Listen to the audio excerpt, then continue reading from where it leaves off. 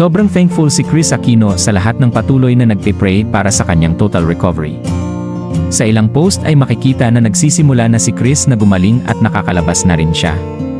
Kaya ayon sa mga fans, kailangan talaga ni Kris na makalanghap din ng sariwang hangin at makakain pa para madagdagan ang kanyang timbang. Natuwa din ang mga fans sa napakagandang prayers ng actress na si Connie Reyes. Ayon kay Connie, "By the stripe of Jesus on the cross, you have been healed, Kris. Take care." Ayon sa mga fans, napaka-powerful ng panalangin na ito ni Miss Connie. Matatanda ang sinabi ni Kris noong September 10 na marami pa rin siyang pinagdadaanan pero patuloy niya itong kakayanin sa tulong ng kanyang mga anak na nagpapalakas sa kanya at panalangin ng milyon-milyon niyang tagahanga.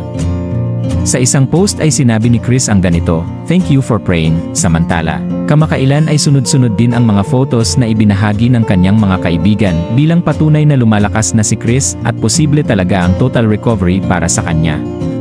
Kaya naman patuloy nating ipanalangin ang paggaling ni Kris Aquino.